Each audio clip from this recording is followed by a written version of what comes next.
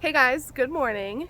It is a beautiful day outside, so I thought I'd take this opportunity to do a part 2 of our garden tour before it decides to rain this afternoon. So today I'm going to be showing you all the new things that we have built on the property, mainly raised garden beds and a couple of bareroot shrubs that are also planted about mid-March and April. Unfortunately, we did record videos of all of our bareroot plants, but we had an issue with Jeremiah's phone. Basically, he tried to unlock his phone in his pocket too many times and it did a complete data wipe. So we lost about 3 or 4 months of footage, which is upsetting, but it kind of taught us a hard lesson that, you can't just plan to do all these videos, at some future date, just record, get them onto second and third different storage systems, and then, go from there. But anyway, getting a little bit off topic, I'm super excited to show you around, so let's go!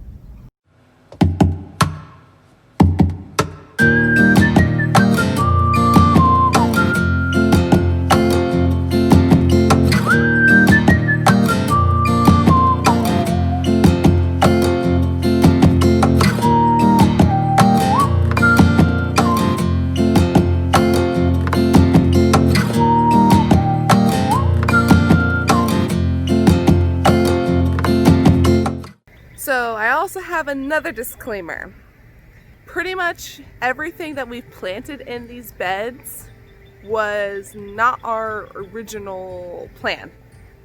So because of COVID and shipping delays, about 75% of what I ordered for these beds did not come through.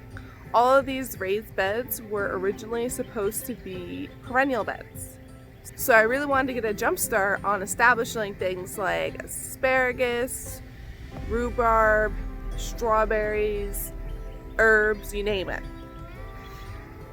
But like I said, 75 didn't come in, so we had to regroup, rethink. So we decided to purchase some of these things from local nurseries just because we had all these beds built. They were filled, fertilized, and ready to go, so we really didn't want it to go to waste. So we just tried to make do out of the situation, and overall I am happy with the outcome, how things turned out. Spent like triple the money, but is what it is at this point. Alright, let's get this tour started. So we are right next to the berry pen, so this is a good place to start.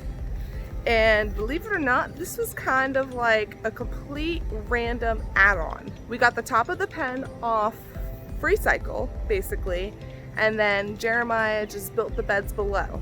So here is a front view of it, and right here are 2 cherry bushes that I planted probably a week and a half ago. So these are very, very, very new. Now, if we make our way inside, this latch needs improving. That's just temporary. Here is the walkway. Here's kind of a 360. So this area is primarily made of strawberries and blueberries, along with a couple other misfit plants. So when it comes to strawberry varieties, I originally wanted to plant 2 ever-bearing varieties, Ozark Beauty and White Carolina Pineberry. I was able to get the Ozark Beauty, but they did not have something as rare as the White Pineberry at my local nurseries. So instead I got the Ozark Beauty, like I said, I think another random ever-bearing, and then a few June bearings. I do plan on potentially starting another berry patch in the future and then There definitely I will be planting my white pine berries because they taste like pineapple, and if you don't know this already, me and Jeremiah are huge pineapple fans. We have various clothings designated to pineapples as long as a whole bunch of objects through our house. Now for the blueberries, I was less picky about the varieties that I got. The only variety I really had my heart set on was the pink lemonade blueberries, and I was able to get those. I was literally jumping up and down screaming, people looking at me like I'm crazy. But yeah, in terms of total blueberry plants, I have the 3 pink lemonades. There's one right behind me, whoop, there, and then a middle one, and then one over there. So there's 3 there. And I'll have to probably read the name of the other ones because I don't know off the top of my head. So here are the top hats, sharp blue, blue crop, and the 3 pink lemonades towards the back. Here are the Ozark Beauties. Here are the June Bearing. And then here are another Everbearing. I don't think they specifically say which type, just Everbearing, plain. This blue crop has some blueberries on it actually. Here we go. Some blueberries forming. I also have 3 goji berry plants in here. They were a completely spontaneous purchase. They happen to be like 50% off. I'm like, you know what, why not? They're small. So here those are. Here's 1, 2, 3. The other one needs to be propped up here. I gotta tie them. But yeah. Alright, so now I want to show you the misfit plants that weren't able to make it into the main garden, so they kind of got pushed over here because I had a bunch of extra space. So nestled between these first pair of blueberries is a Queen Anne melon, otherwise known as granny melon. They originally were bred to have a very fragrant aroma.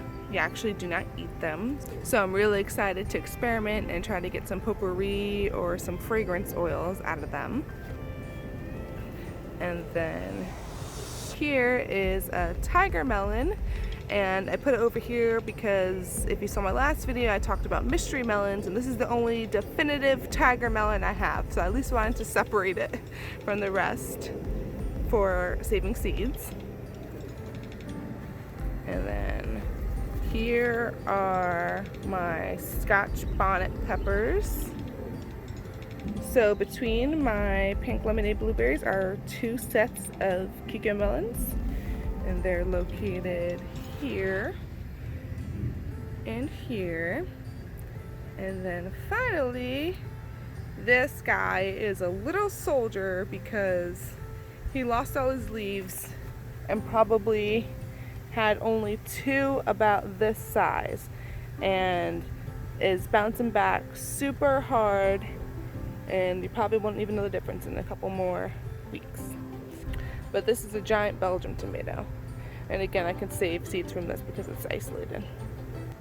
Oops, and I almost forgot, I have 2 lingonberry bushes right over there. Can't see them. Oh look, we have a little visitor. What's up? What's up with you? About going to the rehab. Yeah? John? Yep. Why? Are you checking them? Yep. Okay, cool. Make sure they're doing alright. Cool. I'm sure. They're building a comb on the inside in a place that's not preferred. Ah, okay. Well, I'm sure that will be its own separate video, right? Yep. Alright, stay tuned for that. Oh, and the lingonberries also reminded me of how I also wanted to plant some cranberries as well, but unfortunately none of the nurseries around here sell cranberries. Most were actually under the assumption that cranberries only grow in a bog, which is simply not true. So now I'm going to move on to the garden beds that are kind of next to the beehive. and share what our original intentions were and what they actually turned into. So here are the 2 garden beds.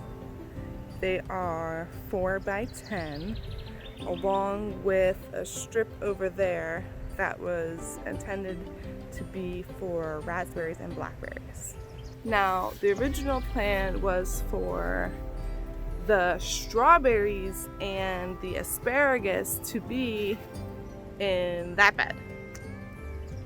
And then I really had 2 different asparagus varieties growing, so I was going to do asparagus in the other bed and I think do some rhubarbs, and then for both of them just have perennial herbs spread throughout. But I was able to do my perennial herbs because I got the seeds way back in January, so that was okay. But no asparagus. Strawberries got planted in a new spot, so I'd left these beds pretty much a blank slate. So here we have extra tomatoes. These are yellow pear tomatoes. And along the border we have thyme, sage, and rosemary. Now, this plant was something that I did not even order. This ended up being a mystery plant, and that will be a completely separate video because it's kind of a funny story. So then we have Korean peppers, fennel, and pepperoncinis. And then for herbs we have summer savory, Russian tarragon, spicy orange thyme, and nutmeg thyme. I have to record in the shade. The sun is just literally beating down and I don't want to be like this the entire time. Anyway, so along with dill, my second and third favorite spices are thyme and sage. Now, if you're familiar with shopping for different heirloom varieties, I'm speaking out of ignorance, but there's like pineapple tomatoes and there's all these weird like tomato varieties, but I'm always curious if they taste like pineapple. Now, as of right now, I'm not convinced, but I do have a glimmer of hope because that spicy orange thyme and that nutmeg thyme blew my mind. I was at a nursery, we were looking for a second cherry bush because when I got the first one, they only had one left and it needs a partner. And I'm strolling on by, and I see them and I'm like, well, that's weird. I take a few leaves of each and crumble them up under my nose and just pow. The spicy orange in particular, like it literally smells like orange. Like I'm just like, what is that? And the nutmeg thyme, not so much like nutmeg, but it's more like a caraway. So that would be really cool to like add to some like baked goods and breads. But anyway, that like kind of like makes me rethink, well, maybe the pineapple tomato or the cherry, like the actual ground cherry tomatoes, not the regular cherry tomato, but like all those different other varieties, like maybe there's some truth to their name. So that will definitely make me more open to trying more funky varieties in the future. Alright, so moving on to bed 2, I was able to secure some rhubarb. So that is very exciting. But now we've kind of came to the decision that next year we're gonna dig up the rhubarb and move it somewhere else. But anyway, for sake of time, down this side we have some leeks growing. Again, not planned, with a little bit of chives at the end. Here is some oregano. And then here are red onions growing on the other side. And like I said, Here is my favorite herb, dill. And there is 1, 2, 3, and 4 of them growing. And honestly, you can smell the dill like 2 or 3 feet back from the bed. It is awesome. Just makes my mouth water. Right here in the center are French breakfast radishes. I did have the opportunity to harvest these radishes, but I definitely nearly did not plant enough to where it was, cost and effective for me to can the radishes. So I figured I'd just let them go to seed and harvest more seeds from them, because I originally got them from seed trade and I only had like a finite amount. And also they originally were planted in the garden back there, and the soil is definitely more compact over there. So I thought, hey, I have extra space, let me just transplant them over there, let them go to seed, and they can do their things and be happy. Now, if you're wondering why I only planted red onions and no regular onions, the truth is I did, but the yellow onions, cipollini to be exact, they never, I think maybe like 5 or 6 germinated out of like 100. So that was a kind of a real bummer. But anyway, so here is a lovely grape vine that is pretty much older than me, planted by the previous tenant. And let me zoom in here on some of the grapes that are growing.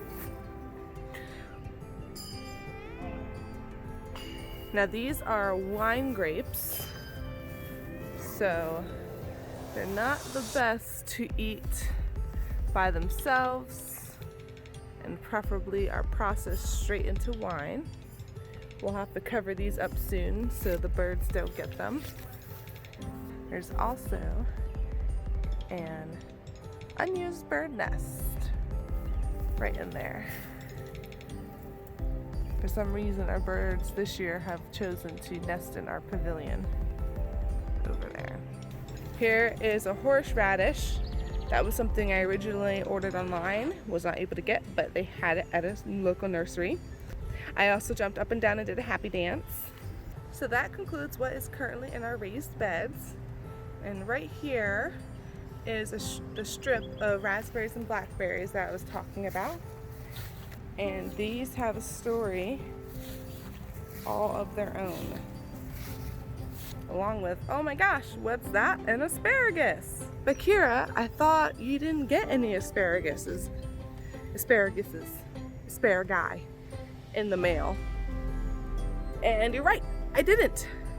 This actually came from next door. If you watched the Red Bud video where we had to transplant a tree because the shed was being built, well, that guy was right next to it. So we rescued it, put it over here. So having this asparagus planted over here kind of gave us a whole new idea for the space going forward in the future. So we're actually going to remove all these berry bushes and stuff and create their own separate boxes that are going to go in front of those 2 beds. They're probably going to be 4x4s, so they're a nice little square. And then with this row now cleared, probably next to it, we'll probably till this whole patch and make 2 asparagus rows. So that way next year I can still plant my Mary Washington and my Purple Passion, and they'll have their own space to kind of, grow and travel like asparagus does anyway. So basically what the deal is with these blackberries and golden raspberries is when we first put these 3 in the ground, I guess they weren't sun chained, so they all immediately fried and just like crumbled up and died. Yeah, I thought these 3 plants were just absolute goners. Conversely, these 3 golden raspberries came out of dormancy and were doing excellent. All of them sprouted new leaves and such, and then just randomly all of them just crinkled up and died. So between these yellow raspberries And the blackberries, I'm calling them like my yin and yang. One's alive, the other one's dead, and vice versa. So I don't know what's gonna happen at this point. When we do the new 4x4 bed, maybe we'll transplant them to see if they like it better, but who the heck knows? Okay, so here are our 3 currant plants. They were planted in April, and they all were supposed to be black currants, but this guy had a slightly different leaf pattern compared to the other 2. And through our plant finder app, it has determined that this is a golden currant plant, so that's kind of neat. And here are some currant black currants. That's a mouthful. So these are right outside our other doorstep, and I can't wait to use these for wine and juice making. And last but not least, these are my 2 York elderberry plants. And these are probably the plants that started it all. By starting the idea, I mean by looking up and researching different fruiting plants that could grow in our region. So elderberries were the first plant I had in mind to make different syrups and stuff. And then just naturally, I started looking at more plants and more plants, like cranberries, gooseberries, currants, you name it, and just created a snowball effect. So the plants I'm still looking to acquire are gooseberries, cranberries, those 2 different strawberries I mentioned earlier, and maybe like a 3rd raspberry or something. But anyway, this video is long enough. I am so glad to be able to show you our garden tour part 2. I will probably do another update a month from now, just so you guys can see how things have progressed going forward. And until then, thank you guys for watching. Take care and have a good day.